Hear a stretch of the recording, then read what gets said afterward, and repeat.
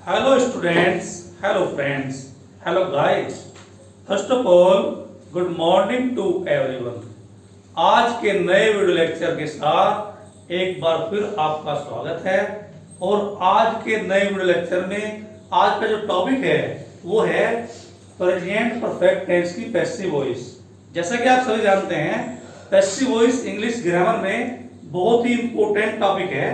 ये इंटरमीडिएट स्तर पर, हाई स्कूल में और कॉम्पिटिटिव इंग्लिश में भी पूछा जाता है।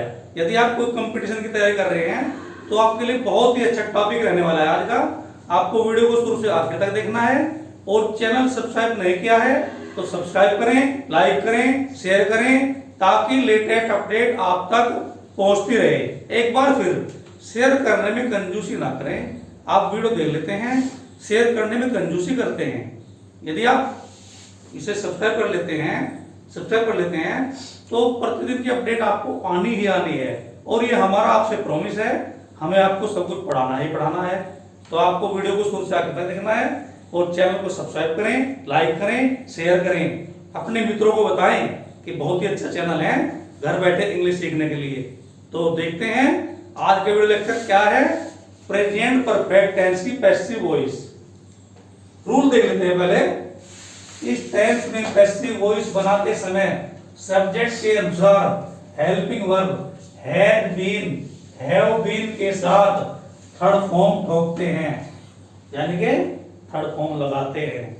इंग्लिश में देख लेते हैं। In this tense while making passive voice helping verb has been, have been are used according subject.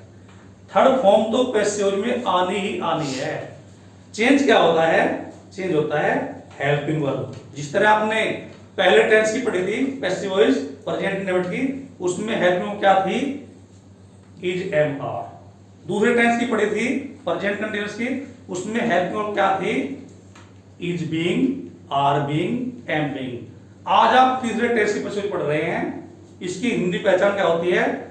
चुका है, चुकी है, चुके हैं, लिया है, दिया है, गया है, खाया है, पिया है, देखा है।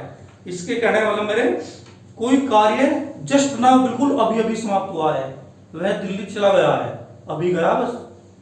हम खाना खा चुके हैं, अभी खा के बैठे हैं, ज्यादा देर नहीं हुई। तो कोई हैपन, कोई इंसिडेंट, कोई हैपन हुई है जस्ट नाउ, अभी अभी हुई है, ज्यादा देर नहीं हुई है। तो देखते हैं पहला सेंटेंस। देखते हैं। देख रही पहला sentence? Ram had called me. इसका अर्थ निकालिए। यदि आप हिंदी एक्सप्लेन नहीं कर सकते तो आपका इंग्लिश सीखने का कोई फायदा नहीं है। राम हैज कॉल्ड मी, इसमें राम सब्जेक्ट है, हैज हेल्पिंग वर्ब है, कॉल्ड मेन वर्ब है और मी ऑब्जेक्ट है। तो जब पैसिव बनाते हैं तो ऑब्जेक्ट को सब्जेक्ट के स्थान पर लाते हैं, सब्जेक्ट को ऑब्जेक्ट के स्थान पर लाते हैं। तो मी का सब्जेक्ट जो है वो आई है। आई के साथ क्या लगाएंगे? Have been. I have been, I have been. Called की थर्ड फॉर्म कार्ड ही रहेगी, कार्ड बाई राम। इसकी हिंदी समझिए, Ram has called me. Ram ने मुझे बुलाया है या राम मुझे बुला चुका है। पैसिव क्या हो जाएगी? मैं बुलाया जा चुका हूं राम के द्वारा। I have been called by Ram, मैं बुलाया जा चुका हूं राम के द्वारा, या मुझे बुलाया गया है राम के द्वारा। इसमें आप शुरू से देखिए, ऑब्जेक्ट को सब्जेक्ट के स्थान पर लाते हैं। मी का सब्जेक्ट आई हो गया, इसके अनुसार हेल्पिंग लगाते हैं क्योंकि आई के साथ हेल्पिंग लगाएंगे। इसके बाद थर्ड फॉर्म यहाँ के रख देंगे क्योंकि परफेक्ट टेंस में आपको क्या फायदा है? परफेक्ट टेंस में थर्ड फॉर्म रखी रखाई मिलती है, बनानी नहीं पड़ती क्योंकि परफेक्ट टेंस में थर्ड फॉर्म आती है। तो प्रेजेंट परफेक्ट, पास्ट परफेक्ट और फ्यूचर परफेक्ट में आपको थर्ड फॉर्म रखी रखाई मिलेगी। आपको कोई बनानी नहीं है थर्ड फॉर्म, लेकिन बाकी टेंस में फर्स्ट की थर्ड या सेकंड की थर्ड बनानी पड़ती है। तो आपको ध्यान रखना है कि प्रेजेंट परफेक्ट टेंस में जो भी परफेक्ट टेंस है उसमें थर्ड फॉर्म को आपको एक्टिव वॉइस में ही रखी हुई मिलेगी। तो ये टेंस इस तरह से आसान बन जाता है क्योंकि थर्ड फॉर्म रखी हुई है, क्योंकि परफेक्ट टेंस है। परफेक्ट टेंस जो है थर्ड फॉर्म का टेंस होता है। एक बार फिर देखिए आप, I have been called by Ram, मैं बुलाया गया हूँ राम के द्वारा। ये बाय कहां से आता है? ये द्वारा की अंग्रेजी है, द्वारा, उसके द्वारा बुलाया गया हूँ। ये पहला सेंटेंस हो गया। अब आप एक नेगेटिव सेंटेंस देखते हैं, देखिए ध्यान से। They have not taught us English। पहली बार बहुत ही जोरदार टेंशन दिखाया उन्हें। मैं बता रहा हूं क्यों है जोरदार सेंटेंस ये, क्योंकि इसमें दो ऑब्जेक्ट हैं, एक डायरेक्ट ऑब्जेक्ट है, एक इनडायरेक्ट ऑब्जेक्ट है। इसमें इंग्लिश जो है वो डायरेक्ट ऑब्जेक्ट है और अस इनडायरेक्ट ऑब्जेक्ट है। दोनों ही ऑब्जेक्ट से पैसिव बन जाएगी, दोनों ही ऑब्जेक्ट से पैसिव संभव है। हिंदी क्या है?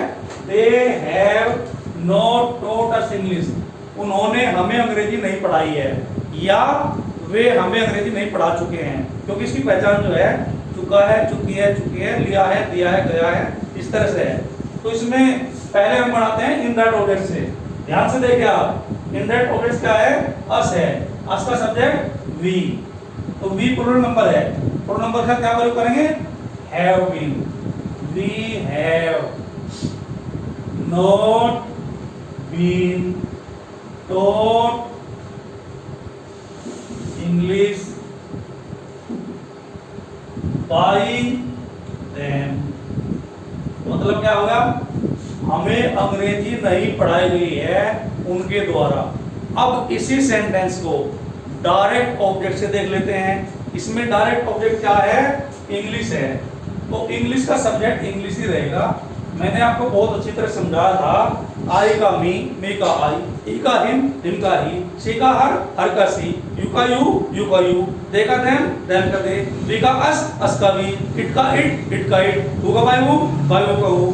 इन 8 पॉइंट को छोड़कर बाकी जो सब्जेक्ट होता है वही ऑब्जेक्ट होता है। इंग्लिश का सब्जेक्ट इंग्लिश, ए चेयर का सब्जेक्ट ए चेयर, ऑब्जेक्ट भी ए चेयर, ए पेन का सब्जेक्ट भी ए पेन, ऑब्जेक्ट भी ए पेन। तो आपको केवल लर्न क्या करना है? वो 8 पॉइंट लर्न करने हैं। आई का मी, ई का इन, सी का हर, यू का यू, दे का देम, वी का अस, इट का इट, हु का बाय हुम। और यदि आपको सब्जेक्ट ऑब्जेक्ट नहीं आते हैं तो आप अंग्रेजी पढ़ना छोड़ दीजिए, आपको कोई फायदा नहीं है।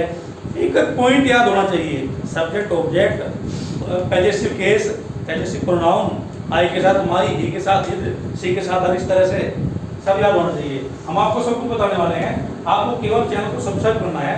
अगर आप कंजूसी करेंगे तो प्रतिदिन की वीडियो आपके पास नहीं आएगी। रहने दीजिए, आप देख लेते हैं डायरेक्ट ऑब्जेक्ट से। इंग्लिश का सब्जेक्ट इंग्लिश, क्योंकि इंग्लिश एक सब्जेक्ट का नाम है इसलिए सिंगल नंबर माना जाएगा। Has not been taught to us by them. Dear student, ये बहुत अच्छा पॉइंट आया इसमें, टू अस। एक्टिव में टू अस नहीं है, तो इसका रूल क्या है? यदि आप कोई पैसिव वॉइस डायरेक्ट ऑब्जेक्ट से बना रहे हैं तो इनडायरेक्ट ऑब्जेक्ट से पहले टू लगाना पड़ता है। इसमें अस जो है इनडायरेक्ट ऑब्जेक्ट है, तो इससे पहले पैसिव में आपको टू लगाना पड़ेगा। ध्यान से देखिए, आप कहां देख रहे हैं? यदि आप कोई पैसिव वॉइस डायरेक्ट ऑब्जेक्ट से बना रहे हैं तो इनडायरेक्ट ऑब्जेक्ट से पहले आपको टू लगाना पड़ेगा। ठीक है ना? ओके, अगला सेंटेंस देखते हैं। Has he not called you, क्या उसने तुम्हें नहीं बुलाया है? Has he not called you, तो यू इसमें ऑब्जेक्ट है, ही सब्जेक्ट है, यू ऑब्जेक्ट है, ही सब्जेक्ट है। जब यू ऑब्जेक्ट है, प्लूरल नंबर है, ये सब्जेक्ट के स्थान पर आएगा, तो प्लूरल नंबर के साथ कौन सी वर्ब लगाएंगे? हैव लगाएंगे। Have you not been called by him, have you not been called by him. अब देख लेते हैं interrogative second type sentence. Interrogative second type sentence में व्हाट, व्हाई, व्हेन, वेयर को अपने स्थान पर ही शुरू में रहना है, वो नहीं हटेगा।